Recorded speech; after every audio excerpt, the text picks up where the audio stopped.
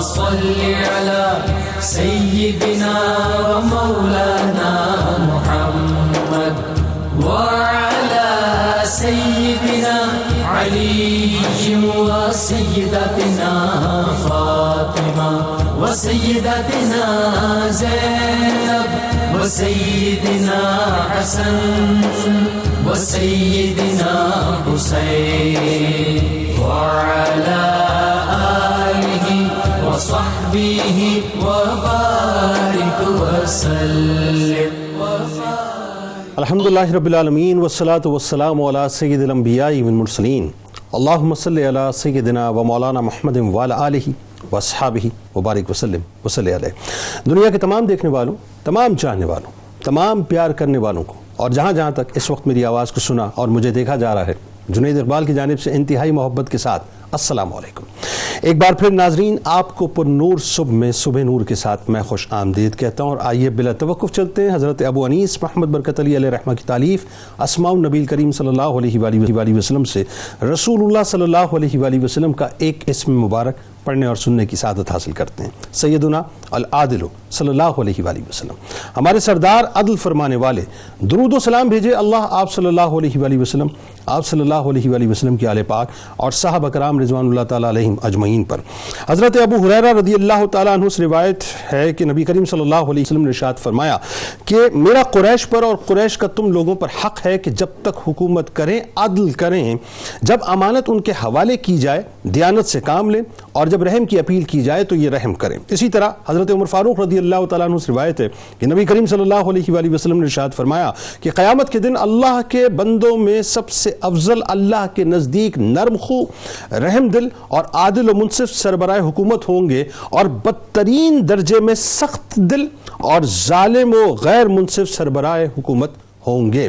ناظرین کرام، جو یہ آخر میں یہ جو جملہ میں نے ادا کیا، بس یہ سمجھ لیجئے اسی فرق کے درمیان ایک ایسی شخصیت ہے جو انتہائی نکھری ہوئی، انتہائی ممتاز، انتہائی پاکیزہ شخصیت ہے. ناظرین، آج اس پاک بارگاہ میں ہم سب مل کر ہدیہ تہنیت پیش کریں گے کہ جنہیں دنیا امیر المومنین حضرت عمر بن عبدالعزیز رضی اللہ تعالی عنہ کے نام سے جانتی ہے. اور آج کا پروگرام ناظرین دنیا بھر کے حکمرانوں کے لیے میں سمجھتا ہوں کہ ایک پیغام کے طور پہ نشر کیا جا رہا ہے.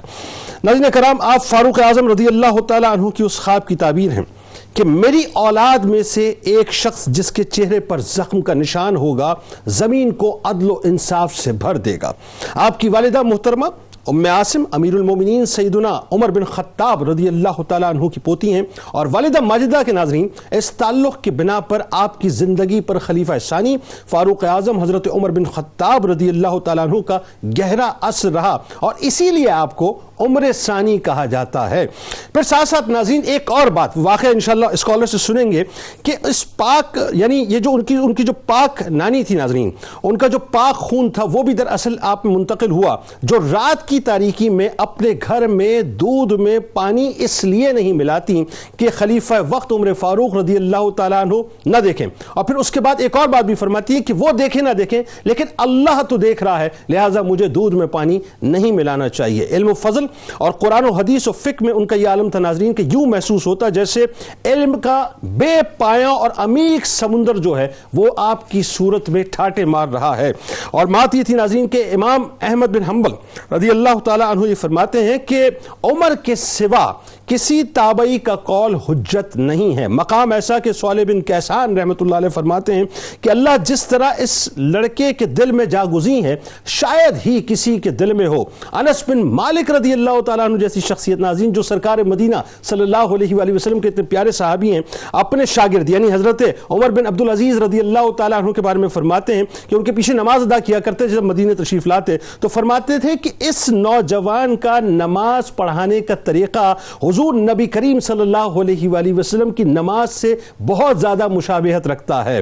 حضرت عمر بن عبدالعزیز رضی اللہ تعالیٰ عنہ کا بچپن ناظرین انتہائی ناز و نعم اور جو نوجوانی تھی وہ بہت ہی شان و شوکت میں گزری. کیسے گزری ذرا توجہ سے سنیے کہ زیبائش اور آرائش کا عالم یہ تھا کہ قیمتی سے قیمتی لباس آپ پہنا کرتے تھے، اور ایک مرتبہ جب ایک لباس آپ زیبتن فرما لیتے اور کوئی اسے دیکھ لیتا تو دوبارہ آپ اسے زیبتن نہیں فرمایا کرتے تھے۔ دنیا کی بہترین خوشبوئیں، بہترین عطر مشک اور عنبر کی صورت میں آپ استعمال کرتے، اور جس راستے سے آپ گزر جایا کرتے تھے دور دور تک لوگوں کو یہ پتہ چلتا تھا کہ عمر بن عبدالعزیز رضی اللہ تعالیٰ عنہ کی سواری ابھی یہاں سے گزری ہے۔ لوگ خوشبو سے پہچانا کرتے تھے، اتنی مہنگی ترین خوشبو آپ استعمال کرتے تھے، اور آپ کی داڑھی جو ہے ناظرین مشک و عنبر سے ہمیشہ تر رہا کرتی تھی، اور عالم یہ ہوا ناظرین کہ آپ کی جو چال ڈھال تھی، اس کا جو انداز تھا وہ اتنا کمال تھا کہ دیکھنے والے دیکھ کر بس آپ کی شخصیت کے اندر کھو جایا کرتے تھے۔ لیکن اس کے باوجود بھی خوف خدا، پاک دامنی، زہد و تقوی اور طہارت کا یہ عالم تھا ناظرین کہ ہر وقت شرم و حیا کا دامن آپ تھامے رہتے تھے۔ لیکن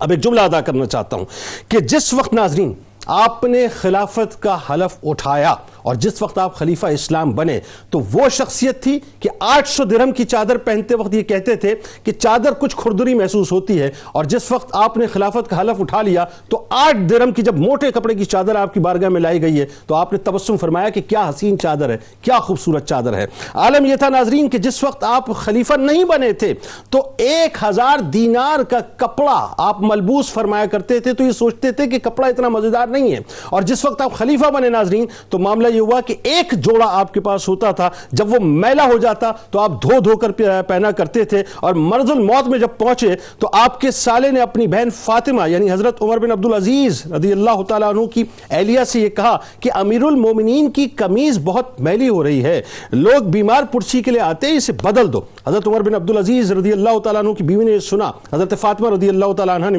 کہ آپ خاموش ہو گئیں، اور پھر بھائی نے دوبارہ تقاضا کیا کہ آپ یہ کریں، تو خلیفہ اسلام کے پاس انہوں نے بتایا کہ اس کے سوا دوسرا کوئی کپڑا نہیں ہے، میں کہاں سے دوسرا کپڑا لاؤں، ایک ہی جوڑا ہے، وہی پہنتے ہیں، اسی کو دھوتے ہیں، وہی جمعے میں استعمال کرتے ہیں، وہی آنے جانے میں استعمال کرتے ہیں، اور اسی کو استعمال کیا کرتے ہیں۔ یہ ناظرین سادگی کا آپ کا عالم ہے۔ اللہم صلی علی سیدنا و مولانا محمد وعلی سیدنا علی و سیدتنا فاطمہ و سیدتنا زینب و سیدنا حسن و سیدنا حسین وعلی آلہ و صحبہ و بارک وسلم۔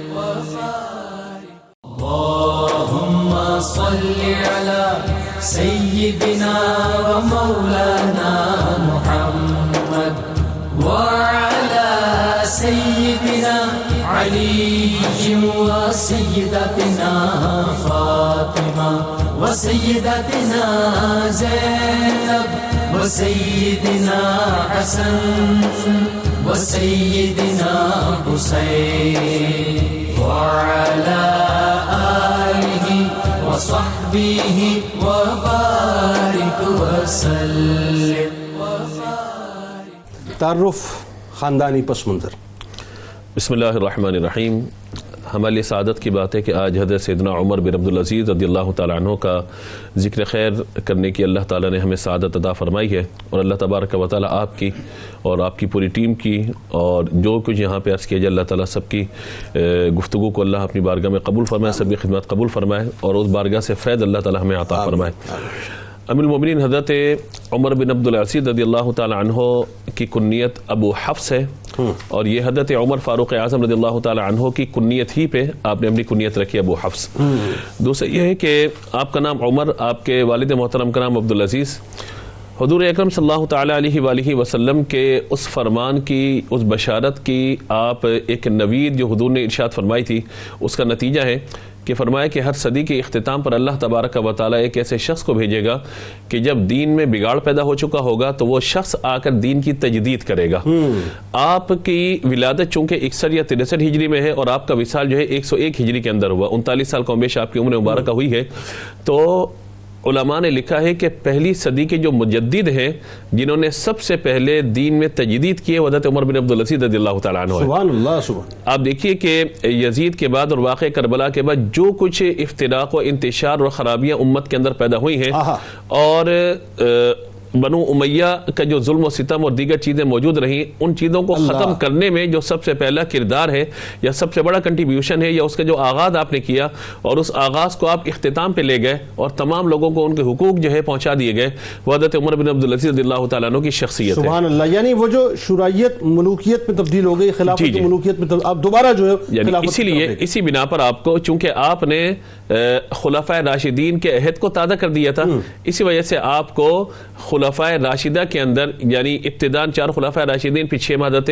امام حسن مجتبی رضی اللہ تعالی عنہ کی حکومت یعنی خلافت, اور اس کے بعد جو خلافت کا ایک صحیح تصور ہمارے سامنے ظاہر ہوتا ہے وہ حضرت عمر بن عبدالعزیز رضی اللہ تعالی عنہ کی سیرت, آپ کا کردار اور آپ کی حکومت میں ہمیں نظر آتا ہے کہ جو خلافت کی ایک شکل ہمیں یعنی دور فاروقی کی اگر یاد ہمیں نظر آتی ہے, اس کے نتائج اور اس کے ثمرات ہمیں نظر آتے ہیں تو وہ یہاں نظر آتے ہیں. اور اس کی ایک بہت بڑی وجہ یہ بھی ہے کہ آپ حضرت عمر فاروق اعظم رضی اللہ تعالیٰ عنہ کے خاندان سے ہیں. حضرت عمر رضی اللہ تعالیٰ عنہ اپنے غلام حضرت سیدنا اسلم رضی اللہ تعالیٰ عنہ کے ساتھ مدینہ منورہ کی گلیوں میں دورہ فرما رہے ہیں کہ کسی گھر میں کوئی مشکل ہو, کوئی پریشانی ہو, کسی کی داد رسی کی جائے. تو آپ نے وہاں گزرتے ہوئے دیکھا کہ ایک گھر سے خاتون کے بعد ایک بیٹی اٹھ جاؤ اور دودھ میں کچھ پانی ملا دو, اس میں اضافہ ہو جائے. جب یہ بات بیٹی نے سنی تو بیٹی نے کہا کہ میں یہ کام نہیں کر سکتی. آپ نے سنا نہیں کہ امیر المومنین حضرت عمر رضی اللہ تعالیٰ عنہ نے منع فرمایا ہے کہ یہ کام نہیں کرنا, تو انہوں نے کہا کہ بیٹا وہ دیکھ تو نہیں رہے. تو وہ جملہ تاریخی کہا کہ وہ نہیں دیکھ رہے, اللہ تو دیکھ رہا ہے. اور یہ کیا زیب دیتا ہے ہمیں کہ ہم سب کے سامنے ان کی اطاعت کریں اور تنہائی میں ان کی نافرمانی کریں. صبح حضرت عمر رضی اللہ تعالیٰ عنہ نے حضرت اسلم کو کہا کہ اس رات والے گھر کی معلومات کر کے بتاؤ کون ہے اور کیا معاملہ ہے. تو معلومات کی گئی, بتایا گیا کہ ایک بیوہ خاتون ہے اور ان کی ایک بیٹی ہے, اس کے ساتھ وہ رہتی ہیں, گزر اوقات کے مسائل ہیں. تو اس وقت آپ چاہتے تو مدد فرما دیتے ہیں, ٹھیک ہے اتنی رقم ان کو دے دی جائے یا ماہانہ کفالت کا نظام ان کو کر دیا جائے یا زکوٰۃ صدقات سے بیت المال سے ان کی رقم کا تعین کر دیا جائے. آپ نے اس بچی کی دیانت داری کو دیکھتے ہوئے اپنے تینوں صاحبزادوں کو بلایا, حضرت عبداللہ بھی, حضرت عبد الرحمن بھی, حضرت عاصم بھی ہے. فرمایا کہ کون ہے جو شادی کا ارادہ رکھتا ہے؟ دونوں نے کہا بھی ہم تو شادی شدہ ہیں. تو عاصم نے کہا کہ بابا جان آپ ارشاد فرمائیے. فرمایا کہ اس گھر میں رشتہ بھیجنا چاہتا ہوں. یعنی اب آپ دیکھیے کہ خلیفہ اور رشتہ کس گھر میں بھیج رہے ہیں. یہاں ہمارے لیے تعلیم و تربیت کا سلسلہ ہے کہ اگر اپنے بچوں کے لیے رشتوں کا انتخاب کیا جائے تو پھر تدریجی مراحل کو طے کرتے ہوئے, جہاں حسن بھی ہو, مال بھی ہو, جمال بھی ہو, نسب, یہ سب چیزیں ہیں, لیکن اصل دینداری نہیں ہے تو یہ سب چیزیں بالکل مائنس ہو جائیں گی. تو دینداری کا معاملہ, تو جب وہ نکاح ہوا وہاں پر عاصم رضی اللہ تعالی عنہ کا ان سے, اللہ تبارک و تعالی نے پھر ان سے جو بیٹی عطا فرمائی, ان سے حضرت عمر بن عبدالعزیز رضی اللہ تعالی عنہ پیدا ہوئے. یعنی تو یہ ام عاصم رضی اللہ تعالی عنہ کے صاحبزادے آپ ہوئے. جی. اور بات یہ ہے کہ وہاں سے جو ہے پھر حضرت عمر رضی اللہ تعالی عنہ کا جو فیض ہے وہ یہاں تک ہمیں پہنچتا ہے. اب بات یہ ہے کہ صرف ایک بات میں آپ کے حوالے سے, صرف ایک بات تاکہ بات میری مکمل ہو سکے. حضرت امام احمد بن حنبل سے کسی نے پوچھا تھا رضی اللہ تعالیٰ عنہ سے کہ حضرت عمر بن عبدالعزیز رضی اللہ تعالیٰ عنہ کا معاملہ کیا ہے.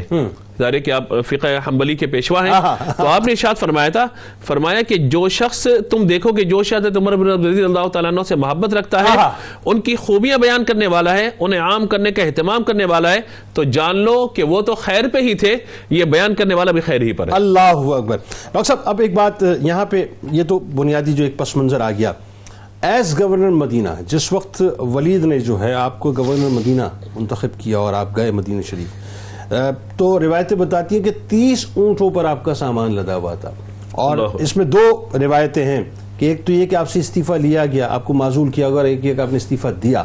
لیکن جب آپ نے مدینہ تقریباً کوئی 6-7 برس کا آپ کا ٹینیور تھا, جب آپ چھوڑ کے نکلے تو ایک خادم کو ساتھ لے کے نکلے. ذرا بتائیے کہ ایز گورنر مدینہ آپ کا کیا کردار رہا ہے؟ بسم اللہ الرحمن الرحیم. جنید بھائی, بنیادی طور پر ہمیں جس بات کے اوپر توجہ دینے کی ضرورت ہے وہ یہ ہے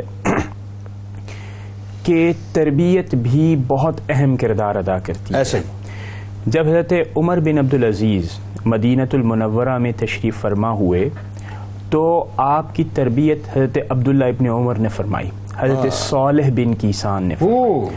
اور یہ وہ تربیت تھی کہ آپ جہاں پر موجود تھے ایک شہر کی آب و ہوا تھی، ایک وہاں کا چال چلن تھا.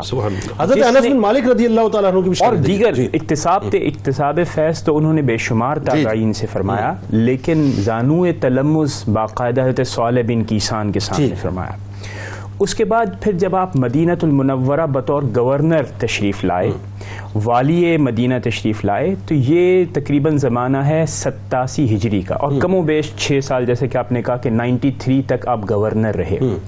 جب آپ تشریف لائے تو ظاہر ہے وہی شان و شوکت جیسا کہ آپ نے بیان فرمایا، لیکن جنید بھائی قابل توجہ بات یہ ہے کہ جب آپ تشریف لائے تو وہاں پر آپ کی ایکسلنس اور آپ کی ٹرانسپیرنسی نظر آنا شروع ہوگی. اور وہ کیسے؟ وہ ایسے کہ جب آپ تشریف لائے تو اصول تو آپ نے یہ بنایا اور بتایا کہ مشورہ معاملات کو اچھا کرتا ہے، اور خلفائے راشدین المہدیین کا طریقہ کار رہا، اور حضور اکرم صلی اللہ تعالیٰ علیہ وسلم اور قرآن کریم کا حکم ہے. عملاً کیا فرمایا؟ جب آپ مدینۃ المنورہ میں تشریف لائے تو پہلی میٹنگ آپ نے علماء مدینہ سے فرمائی، وہاں پر فقہا جلیل القدر فقہا ہیں، اور فرمایا کہ وہ خبر جو کہ ظلم اور مظلوم کی ہو وہ آپ کی ذمہ داری ہے کہ آپ مجھ تک پہنچائیں. اگر مجھ تک نہ پہنچے اس کا مطلب کیا ہوا کہ آپ تیار ہیں لوگوں کے ساتھ عدل و انصاف کرنے کے لیے. یعنی دوسرے لفظوں میں ایک اور بات بھی ہو گئی کہ جن کے اختیار میں حکومت تھی بنیادی طور پہ، ظاہر ہے جو نچلی سطح پہ لوگ ڈپیوٹ ہوئے تھے ان پہ آپ نے کراس چیک جو ہے علماء اور فقہاء کے ذریعے سے لگوا دیا. ایگزیکٹلی. اور انہوں نے یہ بھی کہا کہ میں اوپن ہوں، آپ مجھے مشورہ دیں. آپ تک کوئی خبر پہنچتی ہے جو کہ دربان اور جو اسٹیٹ مشینری ہے اس کی وجہ سے مجھ تک نہیں پہنچ پائے، اب آپ کی ذمہ داری ہے کہ ہم سب مل کر اس معاشرے کو عدل و انصاف کا گہوارہ بنائیں گے. دوسری بات یہ آپ نے فرمائی کہ حضور اکرم صلی اللہ تعالی علیہ وسلم جن سے آپ کو بے حد عقیدت اور محبت، آپ نے جہاں جہاں نمازیں ادا فرمائی ان کو آپ نے مساجد میں کنورٹ فرما دیا. سبحان اللہ. اس کے بعد پھر مسجد نبوی کی تعمیر اثر نو فرمائی. اس کے ساتھ ساتھ آپ نے انسداد مظالم، یعنی اگر کوئی خبر آ جاتی تو اس کا آپ انتظام فرماتے، رفاہ عامہ کے کام فرمائے. الغرض یہ کہ ان 6 سالوں کے اندر آپ نے خود احتسابی، اس معاشرے میں احتساب، انتظامی امور، معیشت کو آپ نے کیسے چلانا ہے اس یعنی سٹی اسٹیٹ کے طور پر، ان تمام امور پر اپنے جوہر دکھائے. اچھا ایک اور چیز، جاتے ہوئے آپ نے ایک شرط اور رکھی تھی نا ولید کے سامنے کہ جو ظلم اور تشدد کا جو بازار گرم کیا ہوا ہے اس کی کنٹینیوٹی میں نہیں بنوں گا، یہ پہلی شرط تھی. یہ شرط تھی، اور اس کے ساتھ ساتھ یہ بھی تھا کہ مجھے کوئی پریشرائز نہیں کیا جائے گا کہ میں اپنے احکامات اور اپنے معاملات میں آزاد ہوں گا، میں پیچھے سے ڈکٹیشن نہیں لوں گا، بلکہ جو معاملات کو میں بہتر سمجھوں گا ویسے ہی میں ان معاملات. اور میرا خیال یہی وجہ ہے کہ جب حجاج بن یوسف کو امیر الحج بنایا گیا اس دور میں تو آپ نے اس کے ظلم اور تشدد اور اس کے جبر کی وجہ سے جو ہے آپ نے ریسٹرکشن لگا دی کہ یہ مدینے میں داخل نہیں ہو سکتا، باقی اور کوئی بھی داخل ہو. اور دیکھیے نا مزاج کے اندر عدل و انصاف ہے، اور یہ بات بھی حضرت عمر بن عبدالعزیز کے حوالے سے بہت زیادہ واضح ہے کہ آپ خود تو شائستہ تھے، شائستگی کو پسند فرماتے تھے، لیکن جہاں پر عدل و انصاف کا معاملہ ہوتا تھا تو وہاں پر سختی کرنے سے بھی گریز نہیں فرماتے تھے. کیوں؟ اس لیے کہ آپ کے ذہن میں یہ بات بالکل واضح تھی کہ عدل و انصاف کے بغیر ہمارے لیے ممکن نہیں ہے کہ اسلام کی روح کو ہم اچیو کر پائیں. اچھا مفتی سید حسنین بخاری صاحب، اب ذرا یہ بتائیے کہ مدینے میں ایز گورنر، جو ظاہر ہے چونکہ اتنا بڑا موضوع ہے ہم بہت ڈیٹیلنگ تو اس کی نہیں کر سکتے، لیکن آپ کا جو زہد و تقویٰ ہے، آپ کا جو علمی مقام ہے، ذرا اس حوالے سے بتائیے. بسم اللہ الرحمن الرحیم والصلاۃ والسلام علی من لا نبی بعدہ. جنید بھائی سب سے پہلے تو آپ کا شکریہ، اور عند ذکر الصالحین تنزل الرحمہ، جہاں صالحین کا ذکر ہوتا ہے وہاں رحمتوں کا نزول ہوتا ہے. اور یقیناً یہ رحمتوں کی گھڑی ہے، رحمتوں کا نزول ہے کہ ایک ایسے خلیفہ کی ہم بات کر رہے ہیں کہ جو صالح بھی ہیں، جو متقی بھی ہیں، جو محدث بھی ہیں، جو مفکر بھی ہیں، جو عالم بھی ہیں، جو فاضل بھی ہیں، جو محدث بھی ہیں، اور جو مجدد بھی ہیں. سبحان اللہ. اور آپ حافظ بھی ہیں. سبحان اللہ. آپ کا علمی مقام یہ ہے، علمی مقام سے پہلے میں آپ کا خوف خدا کہ جب آپ حافظ بنے نا رونا شروع کیا. اللہ. آپ کی والدہ ماجدہ فرماتی ہیں بیٹا کیوں رو رہے ہو؟ حالانکہ حفظ کرتا ہے بندہ. ہم نے بھی حفظ کیا. جب ہماری دستار ہوئی تو ہم خوشی سے یوں سمجھ لیں پھولے ہوئے تھے. اللہ. تو ان کا بھی بچپن تھا تو یہ باقی خوش ہو رہے ہیں, یہ رو رہے ہیں. والدہ ماجدہ نے پوچھا بیٹا کیوں رو رہے ہیں؟ یہ رونے کا مقام تو نہیں ہے, خوشی کا مقام ہے. آپ حافظ بنے ہیں, آپ 70 بندوں کو اپنے ساتھ جنت میں لے کر جائیں گے. بیٹے کی جب یہ رونے کی وجہ پوچھی تو بیٹے نے جواب کیا دیا, نظریں جھکائے ہوئے ادب کے ساتھ کہتے ہیں امی مجھے موت یاد آئی ہے. اللہ. آج تو میری دستار ہوئی ہے, مجھے یہ ہار پہنایا گیا ہے, لیکن ایک وقت ایسا ہوگا مجھے سب چھوڑ جائیں گے. اللہ. اور یہ آپ نے ابھی بچپنا ہے, یہ کس طرف آپ کا اشارہ تھا؟ اللہ. حضرت انس بن مالک رضی اللہ تعالی عنہ روایت کرتے ہیں کہ اللہ کے آخری نبی سچے نبی صلی اللہ علیہ وآلہ وسلم نے ارشاد فرمایا فمن اثقلہ ذکر الموت وجد قبرہ روضۃ من ریاض الجنہ, کہ جسے موت کی یاد خوف زدہ کرتی ہے, بڑی اہم نکتے والی بات, جسے موت کی یاد خوف زدہ کرتی ہے اس کے لیے جو قبر اس کی ہے وہ جنت کا باغ بن جاتی ہے. اللہ. اب بچہ ہیں ابھی, تو اس حدیث کو سامنے رکھتے ہوئے اگر ہم یہ کہیں کہ ان کے سامنے یہ حدیث مبارکہ تھی اور آپ کا خوف خدا تھا کہ حفظ کرتے وقت بھی آپ رو رہے ہیں. پھر دوسری, آپ حافظ, عالم, محدث, مفکر کس طرح کہ آپ رضی اللہ تعالی عنہ اپنے جو دور خلافت ہے اس میں آپ نے احادیث مبارکہ, اس سے پہلے مدینہ منورہ میں جب گئے وہاں پر آپ نے جب علم حاصل کیا تو کہتے ہیں کہ علم سے اتنا لگاؤ تھا. جب ان کے والد محترم عبدالعزیز ان کے استاذ محترم کے پاس جاتے ہیں تو ان کی تعریف کرتے ہوئے استاذ محترم کہتے ہیں کہ حضرت عبدالعزیز آج آپ بیٹے کو دیکھنے کے لیے آئے ہیں, آپ کا بیٹا زہد و تقوی میں بھی ایسا اعلیٰ ہے اور علم میں بھی ایسا اعلیٰ ہے کہ جو ہم درس دے رہے ہوتے ہیں, ابھی ہمارا درس مکمل نہیں ہوتا, ادھر آپ کا بیٹا جو ہے وہ درس کو یاد کر کے ہمیں سنانے کے لیے اللہ اکبر. یہ آپ ہیں. آپ رضی اللہ تعالیٰ عنہ کہ آپ نے جس وقت حضرت عمر بن عبدالعزیز رضی اللہ تعالیٰ عنہ نے اپنی امی جان کے سامنے یہ تذکرہ کیا, اس کے بعد پھر آپ کا خلافت آپ کو ملتی ہے تو آپ کے سامنے شاہی سواری پیش کی جاتی ہے. شاہی سواری پیش کی تو آپ نے اس کو لینے سے انکار کر دیا.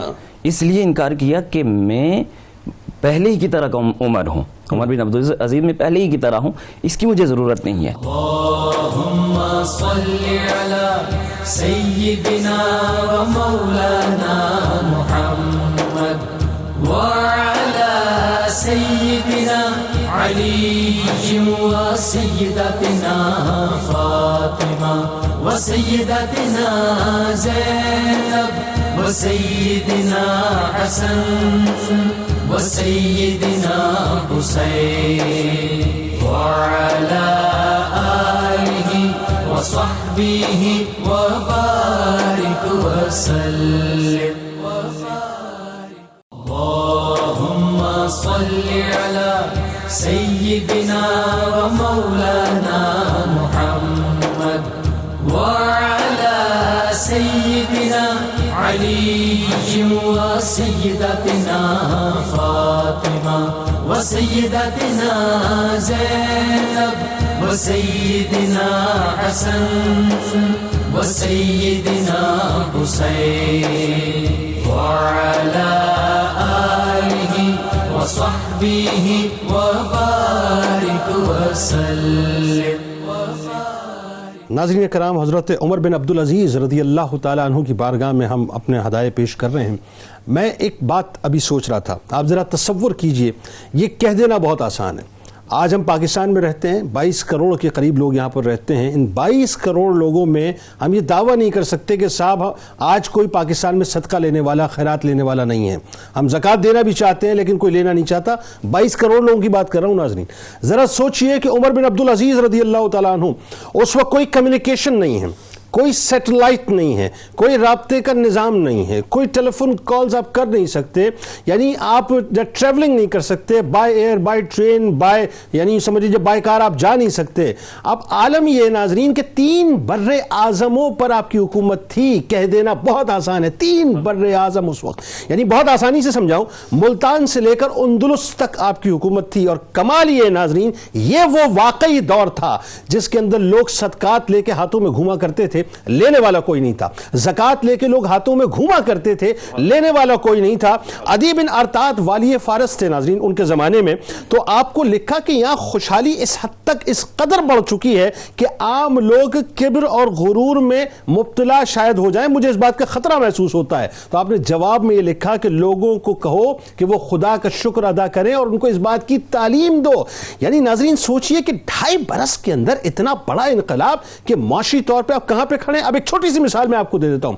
یعنی ایک عالم یہ ہے, اب ذرا سوچئے دوسرا عالم کیا ہے کہ جس وقت آپ نے سلیمان کو قبر میں اتارا ہے اور اس کے بعد آپ نے جو ہے خلافت اختیار کی ہے, تو جیسے آپ پلٹے ہیں تو آپ نے اپنے خچر کی طرف دیکھا تو لوگوں نے کہا جی آپ کے لیے گھوڑے موجود ہیں, سواریاں بڑی اچھی موجود ہیں. آپ نے کہا نہیں, میں جس خچر کے ساتھ آیا ہوں میں اسی خچر پہ جاؤں گا. یہ خلیفہ وقت ناظرین جو 3 بر اعظموں پر حکومت کرنے جا رہے ہیں. اور جب آپ وہاں پر پہنچے تو بڑا انتظام, VIP پروٹوکول تھا, شامیانے لگے ہوئے تھے, خیمے لگے ہوئے تھے. تو آپ نے پوچھا یہ کیا ہے, کہا کہ یہ نیا خلیفہ آتا ہے اس کے پروٹوکول کے لیے اس طرح سے ہوتا ہے. آپ نے فرمایا شامیانے اتارو, قالین اتارو, سب کچھ اتروایا, سارا انتظام اتروایا, سارا پروٹوکول اتروایا, بیت المال میں جمع کر دیا اور آپ جا کر ایک فرش کے اوپر بیٹھ گئے. فرش پہ بیٹھ کے 3 بر اعظموں پر آپ نے حکومت کی ہے. جناب اب بتائیے ڈاکٹر صاحب, یہ ایک ایسا موضوع ہے میرا میرے لیے بڑا ٹچی موضوع ہے. سب ہو سکتا ہے صاحب, سب ہو سکتا ہے اگر عمر بن عبدالعزیز رضی اللہ تعالیٰ عنہ جیسا تقوی, ان جیسا زہد پیدا ہو جائے, سب ہو سکتا ہے. بتائیے اب ذرا خلافت آپ نے اختیار جی جنید بھائی میں صرف اور صرف پہلی بات یہاں پہ یہ کہنا چاہوں گا, تربیت ٹریننگ میٹرز. آج کے دور میں ہم اس سے بہت دور ہو چکے ہیں.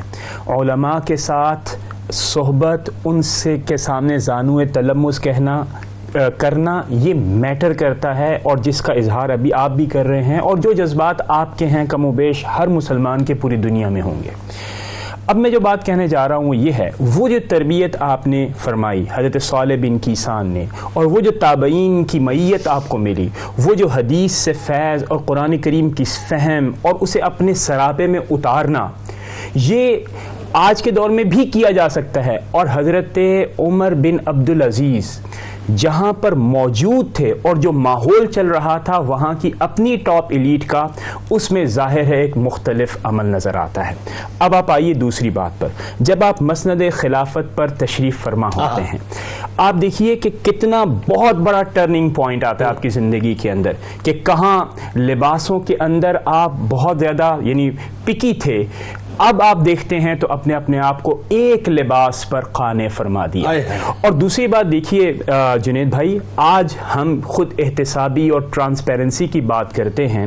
آپ دیکھیے کہ حضرت عمر بن عبدالعزیز نے بالکل حضور پرنور حضرت محمد مصطفیٰ صلی اللہ تعالی علیہ وسلم نے جب خطبہ حجۃ الوداع فرمایا تو آپ کو یاد ہوگا کہ انہوں نے ہر خیر اور نیکی کے کام کا تعارف اپنے آپ سے, اپنے خاندان سے فرمایا. حضرت عمر بن عبدالعزیز نے اس کا آغاز اپنے آپ سے کیا کہ میں دوسروں کو کہوں کہ قناعت اختیار کریں اور میں خود نہ کروں. تو کئی لباسوں سے ایک لباس, کئی یعنی خوشنما اور دیدہ زیب کھانوں سے 1 یا 2 کھانوں کے اوپر ان کی قیمتوں میں تفاوت, حتیٰ کہ اپنی اہلیہ کو آپ نے فرمایا کہ جو کچھ بھی آپ کے پاس زیور قیمت میں ہے وہ کہاں پر جمع کروا دیں, بیت المال میں. اچھا ایک بات اب یہاں بتائیے, تاکہ میں چاہ رہا ہوں کہ زیادہ سے زیادہ میٹر لوگوں کو چلا جائے, تھوڑا سا ہم کٹ شارٹ میں گفتگو کرتے ہیں. کہ مجھے بتائیے کہ سب سے پہلے تو آپ نے یہ کیا کہ جتنی بھی جائیدادیں, کیونکہ ظاہر ہے اس بنو امیہ نے جو قبضہ کی ہوئی تھیں, آپ کے جتنے بھی رشتہ داروں نے قبضہ, سب سے پہلے آپ نے کاغذات منگائے اپنی جائیدادوں کے, اور منشی کو کہا کہ پڑھتے جاؤ, اور آپ اس کو جو ہے وہ کاٹتے رہے پھاڑتے رہے, یہاں تک کہ آپ نے ساری جائیدادیں جو ہیں وہ واپس کر دیں. اور یہی صورتحال جو آپ کے اقربا کے ساتھ رہا. آپ کی پھپھو جب آپ کے پاس آئی اور یہ کہا کہ تم اپنے قریب رشتہ داروں کے ساتھ کیا کر رہے ہو, تو آپ نے کیا کمال مثال دی کہ انگیٹھی جلائی, اس میں اشرفی ڈالی, اس کو تپایا اور اس پہ گوشت کا ایک ٹکڑا رکھ دیا. آپ نے فرمایا یہ حشر ہوگا آخر میں اگر میں نے یہ کیا تو. بالکل دیکھیے نا, خود احتسابی کتنی اہم چیز ہے, اگر آپ کے اندر ہے تو آپ محسوس کریں گے. اور یہ بات بھی آپ یاد رکھیے کہ جب بھی آپ نیکی کا کام کرتے ہیں اور اتنی بڑی جگہ کے اوپر جب آپ سٹینڈ لیتے ہیں تو پوری بنی امیہ کی جو ڈائنیسٹی تھی اس کے اندر ایک دشمنی اور ایک جسے کہتے ہیں کہ آپ کے اوپر سفارشیں، اور خاندان میں آپ کی پھوپھی نہ صرف تشریف لائیں بلکہ اس کے ساتھ ساتھ خاندان کے جتنے بڑے لوگ تھے، لیکن حضرت عمر بن عبدالعزیز کی ڈٹرمنیشن تھی، کنوکشن تھا اسلام کے اوپر کہ اسلام ہی درست ہے. اور جنید بھائی یہ تو یہ ہے، آپ مجھے یہ بتائیں کہ لوگ اولادوں کے لیے کیا کچھ نہیں کرتے. صحیح بات. اور جب لوگوں نے نصیحت کی کہ عمر آپ اپنی اولاد کے لیے کیا چھوڑ کے جائیں گے، تو حضرت عمر رضی اللہ تعالی عنہ اور رحمت اللہ تعالی علیہ آپ نے کیا فرمایا؟ آپ نے فرمایا کہ اے اولاد، اگر تم یہ چاہتے ہو کہ تم خود تو لطف اندوز ہو اچھے کھانوں سے اور آپ کے والد جہنم کا ایندھن بنے، تو کیا آپ کو یہ پسند ہوگا؟ آف کورس یہ کسی کو پسند نہیں ہوگا. لیکن یہ اس موقع پر کہنا جہاں پر، یعنی آپ دیکھیں کہ بعد میں حضرت مالک بن دینار کا قول فرمائیے، آپ دیکھیے غور فرمائیے، آپ نے فرمایا کہ صحیح معنوں میں زاہد، یعنی کئی زاہدین سے آگے اگر کوئی ہیں تو وہ عمر بن عبدالعزیز ہیں. کیوں؟ اس لیے کہ دنیا ان کے سامنے خوب آن بان کے ساتھ موجود ہے اور منہ کھول کے کھڑی ہوئی ہے، لیکن آپ نے اس طرف توجہ اور التفات نہیں فرمایا. جس پوزیشن پر حضرت عمر بن عبدالعزیز موجود ہیں وہاں پر سب کچھ ہو سکتا ہے، لیکن آپ نے چینلائز کیا تمام کے تمام ریسورسز کو تاکہ اسلام کے اعلیٰ اور معاشرے میں عدل و انصاف. ایک بات میں یہ کہوں، اور میرا خیال آگے بھی ہم جا کے کریں گے، کہ پہلی توجہ آپ نے خلافت کے امور میں اگر ہم اس کو سمرائز کریں وہ تھا انٹرنل سٹیبلٹی، یعنی معاشرے کے جو داخلی معاملات تھے اس میں عدل و انصاف تھا، اس میں ظلم تھا، یہ تھا. اور دوسری تھی ایکسٹرنل دعویٰ، یعنی یہ دعویٰ بالکل مفقود ہو چکی تھی. سوال بھی کیا گیا کہ مجدد کون ہوتا ہے؟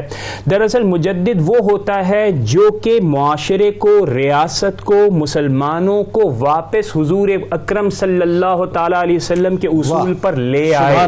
جو چیز مفقود ہوئی تھی جنید بھائی وہ کیا تھی؟ اس کی ریوائول اس کا آپ نے ریوائول کیا. تو دعویٰ یعنی لوگوں کو اسلام کی آپ نے دعوت محبت کے ساتھ، حکمت کے ساتھ نہ دی تو اسلام نہیں تھا. اچھا اب اس میں ایک بات ذرا سا صحیح صاحب آپ یہ بتائیے، وہی بات آ گئی کہ آپ کے اختیار میں، یعنی بیت المال جو کہ بنیادی طور پر اس وقت بادشاہوں کی جو ہے وہ دسترس میں تھا اور ان کی ذاتی جاگیر بن گیا تھا، آپ نے جو ہے وہ عوام کی جاگیر اس کو بنا دیا. جس کرسی کو جو انہوں نے میوزیکل چیئر بنایا ہوا تھا اور اس کے ارد گرد رقص کرتے تھے، اس کرسی کا آپ نے فلسفی دے دی کہ شورائے نظام کے تحت ہوگا. اب دیکھیں کمال کیا ہے کہ بیت المال جو ہے وہ لبالب خزانوں سے بھرا ہوا ہے، اور اپنی زوجہ سے یہ پوچھتے ہیں حضرت فاطمہ رضی اللہ تعالیٰ عنہ سے کہ مجھے انگور کھانے کا دل ہو رہا ہے، کیا 1 درہم گھر میں ہے؟ 1 درہم. تو آپ نے فرمایا کہ 1 درہم بھی نہیں ہے، کہ خلیفہ کے پاس اتنے خزانے موجود ہیں. فرمایا مجھے ڈر لگتا ہے جہنم کی آگ سے. کیا عالم ہے، اور کوئی بھوکا نہیں ہے اس اسٹیٹ کے اندر. ماشاءاللہ جنید بھائی، اس میں وہی بات آ رہی ہے خوف خدا کی.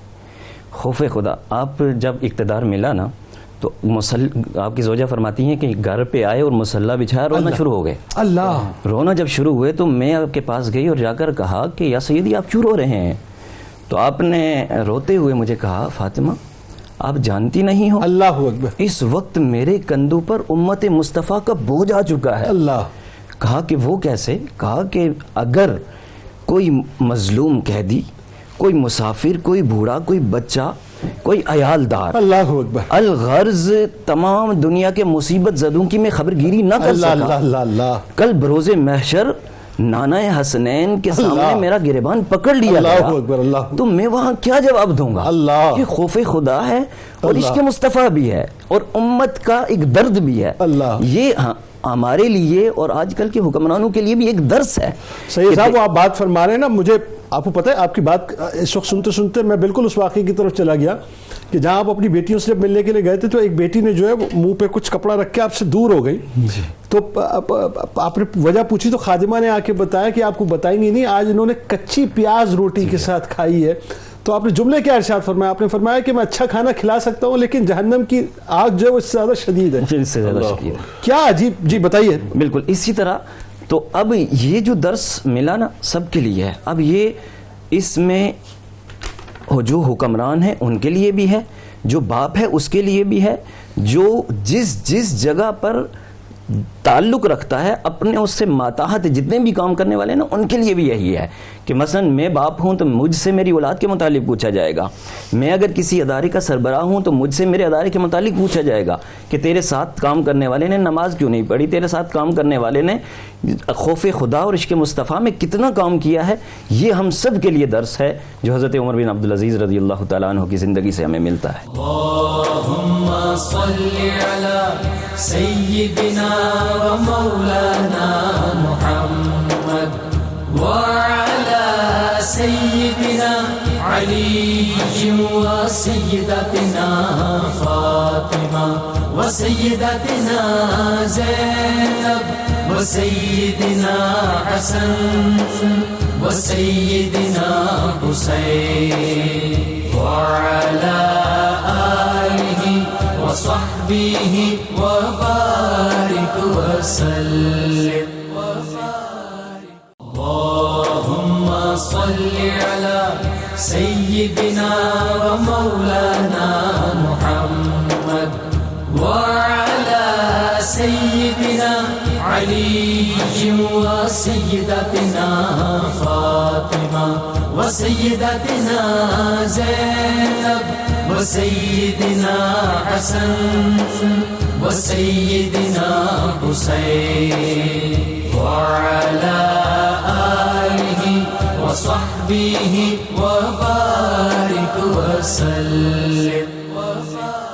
علامہ صاحب کہ یعنی آپ عالم دیکھیے کہ ایک تو میں نے بیٹیوں کی بات بتائی، عید کا موقع ہے، بچوں کے لیے کپڑے نہیں ہیں، آپ سوچئے خلیفہ وقت ہے، اور زوجہ یہ کہتی ہیں کہ آپ ایک کام کیجئے کہ اپنی سیلری ایڈوانس لے لیجئے۔ جب خزانچی کے پاس جاتے ہیں تو انہوں نے صرف ایک بات کہی کہ لکھ کے دے دیجئے مجھے کہ کیا اگلے مہینے تک آپ زندہ رہیں گے۔ یہ بات سننے کے بعد آپ واپس آپ فرمایا کہ بچوں سے کہہ دو کہ عید کے کپڑے نہیں ہیں، یعنی اتنا اس حد تک تقویٰ۔ حضرت عمر بن عبدالعزیز رضی اللہ تعالیٰ عنہ کی جو کیفیت خلافت کے بعد ہم دیکھتے ہیں، جہاں پر آپ تمام امور کو سر انجام دے رہے ہیں، وہیں یعنی ہوتا یہ ہے کہ ہم پر کوئی ذمہ داری آتی ہے، یعنی گھر میں کوئی شادی کی تقریب کا معاملہ بھی ہو تو بعض قد یوں ہوتا ہے کہ ہم اپنی ذمہ داری سے کہتے ہیں بھائی ان دنوں میں مجھے ذرا ڈسٹرب نہ کیجیے گا کیونکہ میں گھر میں مصروف ہوں، مجھ پر یہ ذمہ داری آئی۔ آپ دیکھیے کہ خلافت کی ذمہ داری آپ پر، اس کے باوجود امور خانہ داری آپ تمام سر انجام دے رہے ہیں، بچوں کے ساتھ سارے معاملات ہیں، زوجہ کے ساتھ ہیں، بلکہ آپ کی 3 شادیاں غالباً منقول کی ہیں، 3 ازواج آپ کی، تو ان کے ساتھ سارے معاملات۔ اب آپ دیکھیے کہ ان تمام چیزوں کے باوجود آپ کا جو وصف ہے تقوی اور پرہیزگاری، آپ نے اس کو ڈسٹرب نہیں ہونے دیا۔ یعنی ہمارے یہاں تو ایک چھوٹی سی تقریب بھی ہو تو نماز جماعت آگے پیچھے ہو جائے، نماز آگے پیچھے ہو جائے، آپ اس انداز میں بھی علم، زہد، ورع، تقوی، ان تمام چیزوں کو اپنے ساتھ لے کے چلنا ہے۔ آپ کے بارے میں کچھ اقوال جو بزرگوں کے ہیں وہ میں آپ کے سامنے پیش کرتا ہوں تاکہ اندازہ ہو کہ کیا یعنی بڑے لوگ آپ کو کس طرح ذکر کرتے ہیں، کس انداز سے یاد کرتے ہیں۔ حضرت انس بن مالک، حضرت سعید بن یزید اور یوسف بن عبد اللہ تعالیٰ عنہما جیسے جلیل القدر صحابہ اور تابعین کے حلقہ درس میں آپ شریک ہوا کرتے تھے، اس وجہ سے آپ تابعی بھی ہیں کیونکہ بہت سارے صحابہ سے آپ نے احادیث بھی روایت کی ہیں۔ دوسری بات یہ ہے کہ حضرت امام ذہبی رحمۃ اللہ تعالیٰ علیہ نے آپ کا جو تذکرۃ الحفاظ میں ذکر کیا، فرمایا کہ یہ یعنی حضرت عمر بن عبدالعزیز بڑے امام ہیں، فقیہ ہیں، مجتہد ہیں، مجدد ہیں، حدیث کے ماہر ہیں اور معتبر حافظ قرآن ہیں، یعنی حفظ قرآن کو یہاں بھی انہوں نے ذکر کیا۔ حضرت میمون بن مہران رحمۃ اللہ تعالی علیہ نے آپ کو معلم العلماء قرار دیا، یعنی علماء کے بھی استاد، اور فرمایا کہ ہم ان کے پاس اس خیال سے آئے تھے کہ یہ ہمارے محتاج ہوں گے، ہم انہیں مسئلے بتائیں گے، لیکن یہاں پہنچ کے ہمیں اندازہ ہوا کہ ہم خود ان کے محتاج ہیں، ان کی شاگردی کے لائق ہیں۔